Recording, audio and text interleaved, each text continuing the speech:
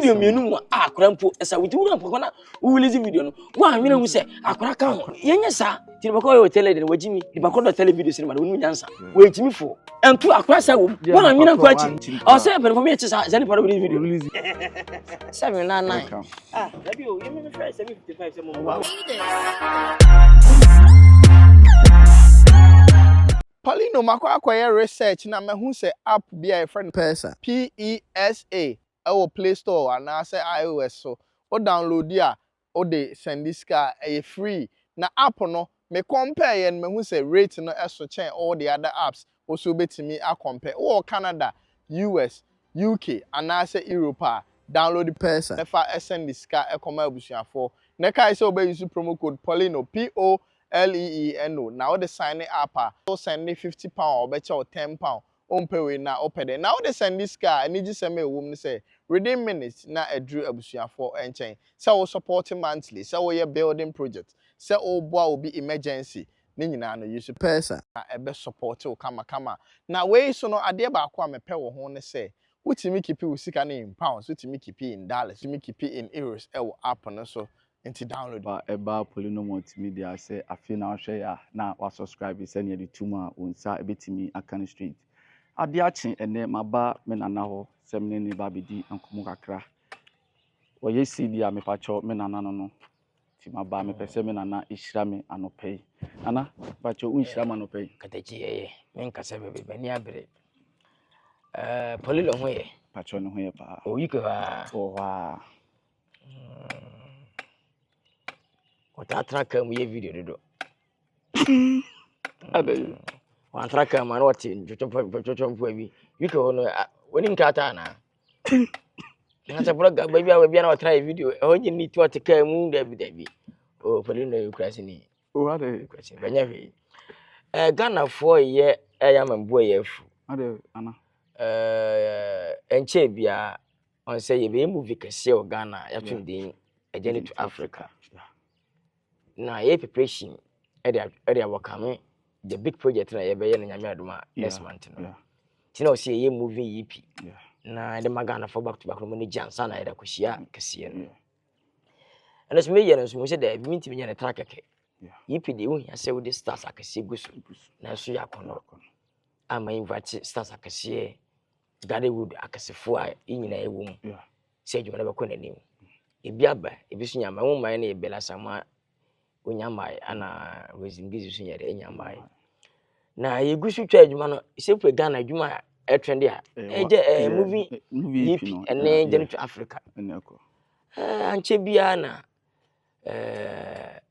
yidin ko mo se bidem Ghana fo mo bia man neka video Emma bontere me say adwuma ye be yi ene de e wo yanim afi so mo bia ko yi bi boni bi metrende em say bi bia me pesa ne mane bi adechi ya pena nyemi nua ba kope I fe no Oteele be twa movie kwasa amaami ona yiri ba so achise bani age ne man for company na chise Oteele ade nti Oteele adwuma mi na so company for interview me interview na mre na nso na fe me na so e be hye adwuma ase na makasi a kaisi na ne neke video aba bontene eyam ye pa na mfi se AI ama me da mfi tabi me ntwe bi ko ne bi hye nkrofo dem okay ti baba video no a ebiom se wa zigi bia no fama me na me nto ntu oka na me mfanto me wi adwuma ni nyina wie na me pa me release ama mo ti o me to bet me pa me to person say jena mu release ne mo se wo release ni for now abesa adwuma no trend no ene next month adwuma trend me pesa ma na so fitinu a me ne bloggers nya kasa it is auto azigi yes so especially stars that zigi a bit to trend and I mad do what buy zigi be ma zigi especially what the style be zigi be misro fabra e be 50,000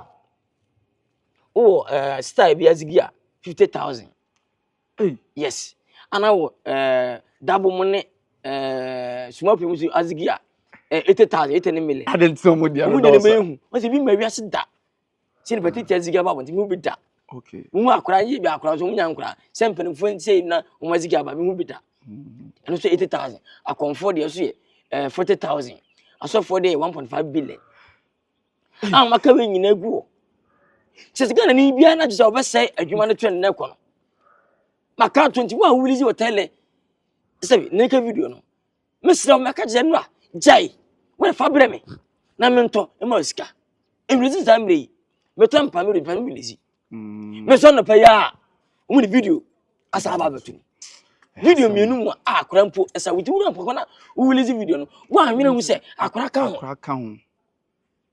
oh yenye sa we o release the free one ya free fa bre me 30,000 40,000 na maji ka maji wi mi yemu ni nyina wie na me hwe na me be village na me hwe na akora ka ka me fra ma na me ato wono na si me tuto ni nyina wie me hwem me release say you know music na me hwem ma ebia today we ntom next week we ntom oh mention according to Abraham we movie ni nyina wie no ade na se wo fa che deba ene bia fa me boss patcho e bon da same so e da 40 30 o se obiso mo school for de ene so school for de se ta trend ene so man to anka ho de no ba gigi me into what to be ni wanya kwa wo fa me so me se mo set me family to mbar ma hwese fa na matoto me to ni nyina aboa no na sister ma ada ku se ipi baba abontere no bia hwebi na next month journey to Africa obi aso de ahwebi ni twen ni premier Tech University this is auditorium na fei masabe kasa se wa so enyimi ama kanse mfu me twende me nua me vice youth vice Satawale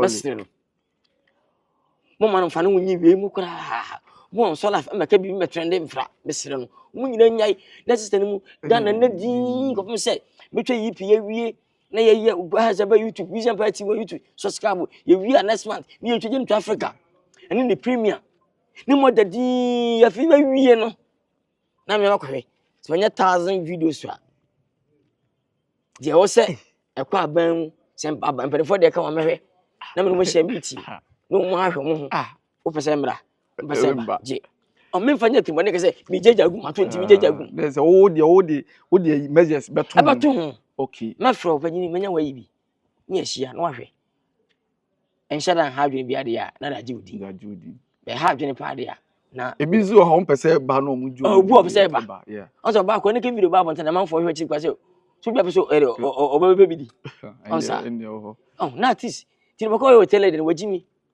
di ba ko do tele video cinema de wonu nyansa wajimi fo ko ya kasa to wo fa bra be sika entu akwasa wom eno ne ade wana nwina kwa achiri wanwina nkwa achiri di pa ko no release video ndi wanwina nkwa achiri o say ben for me chi sa para release video no yes we release first channel kwa release yen kwasa di ma no won che di pa de ma two was akra ninti anya fe kra sa kwasi bua daddy o ti ye daddy o so di ka tem fe achiri ansa bra no we say ansa we say nanti akwa no achiri daddy we is fast enti ka se wo jisa wo ka diriti kwa o so diriti akwa no kwa free oda akwa ban wo akwa na bam wajimi wajimi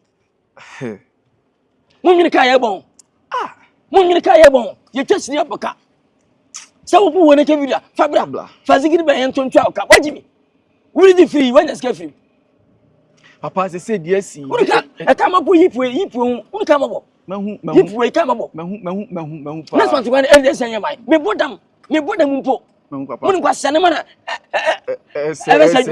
are you guys mad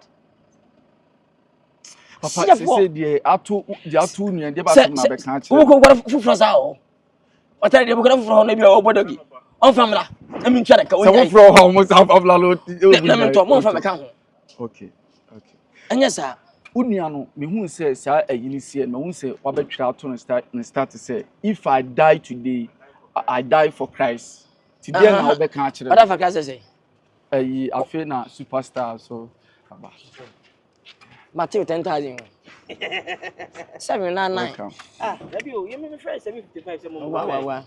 Come here. You should have recorded me when I was yesterday. But you were not there. If you were there, why didn't you record? Eric, what's up? Aba. Good morning. Wala. Everything okay? They're ready for person.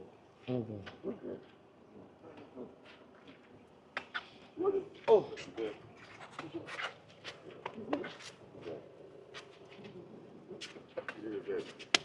Nana. Abo. Abo. On wa musta fufura sa bo. Daddy. Video no. Video no. Fufura sa ba. Ene yai. What Nana? Eje almost the video na sa abapa ya amanya de eti ade na wonu atwe ato no starting de ba asem na nkranhye sembe na obeka akyem Oh, function ho de. Adesuade e ma nyina. Cause we kwa na fetch video an ka na fo nya benya nsampa bi na video. Be ba se na se wa na wenti no. Mfonso na aba. Mfonso na bata dipa ho. Nya se emane nkunu ho. Emane nsha konfo. Emane nye bibia anom. Mpokrampo se bi kwa betiti ono dofo ntema. No nche nkuku no ho. Bibia nsa bi nyi. Ni se asundwe se baba one abuhua ne yire ntem. Mfonso na aba. On se yankasa asodin. Ana nso he beto so ye de beto asigu. Tam so bewu abewu.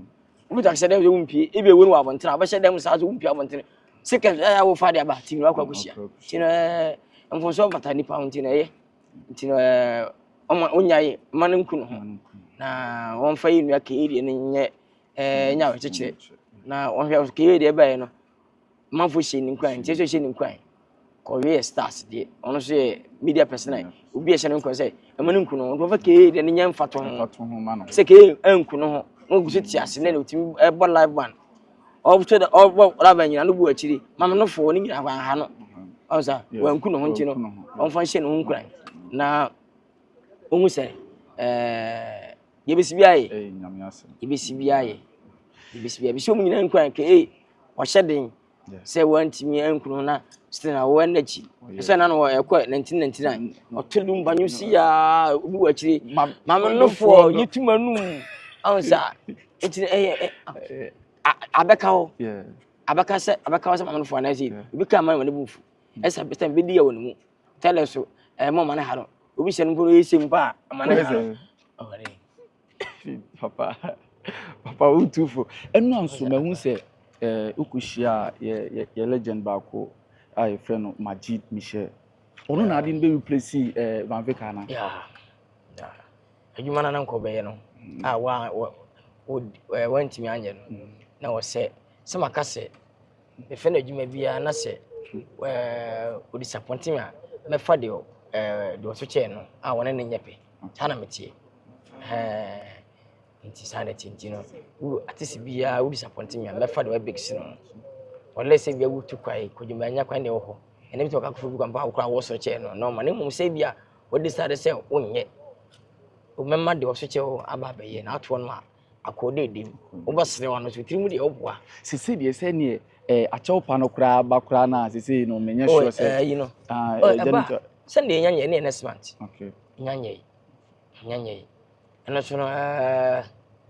so no chopa na ba wi na mejitum na ya kasino na eno so no tamu be so na osai bi ma ne kwa me fani pakasi pa wo so pa o men pa bo akura mpu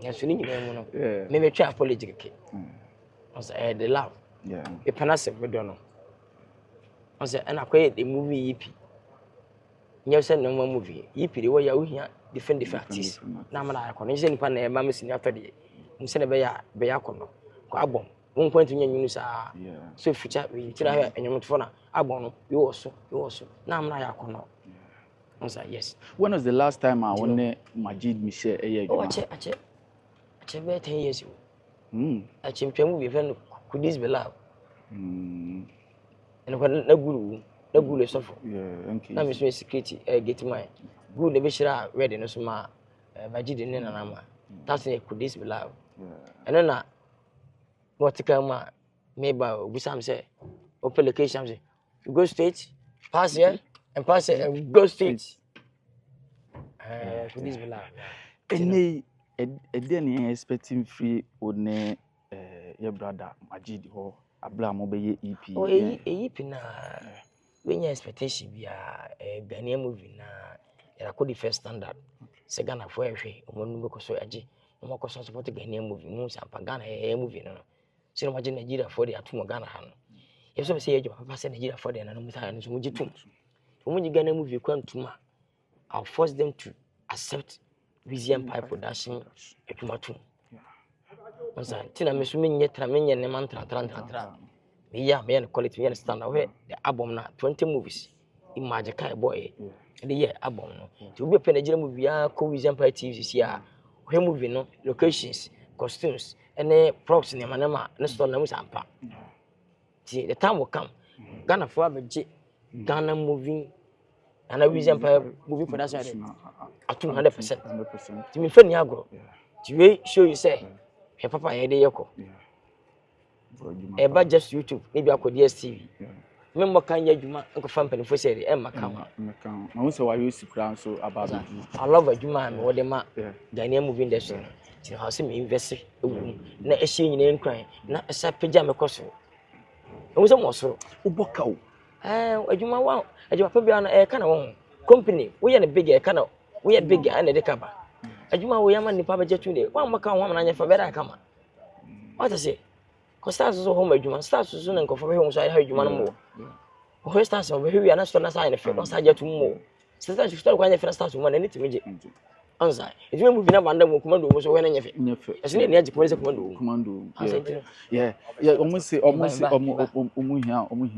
but it's no ni ye ni ye hwe imagine ka ye bo somebody to ebenya eje photo mu bi YouTube e dey 2 3 million Ghana dey juma tuma 50k 30k 100k enu ba bia be mi say you pana ko so to say one day we so catch 1 million ba juma we I believe God and I believe the nature and I believe Ghanaian fans and the Ghanaian movie say this production imba ko be catch day 1 million view and afa fende k Empire Bobo and I mention you tún gbani pa 1k kwa ha don't care menya twa papa na wi and papa so che anya ho nkwase na vision wo after YouTube no kama ko DSTV and some other platforms so YouTube is gonna for energy na me dey ba first you are ko we different one and the two stages we gonna be aso open movies papa ne body a bra Vision Empire TV wo abom movie say why you know kind of so da say obi hu see you movie as price na dey so da and me chewa ni kwe wa meto maka wa meto na wi bi na me chewa be kam pana mi du yankopon si ma $100,000 say mi twese ni be o Ghana hada say maka wasem TV station beto movie beto series wa meto na wi Nigeria dey master be me dey costume ni man ntini nyina na o say mame ni we ni na sanity it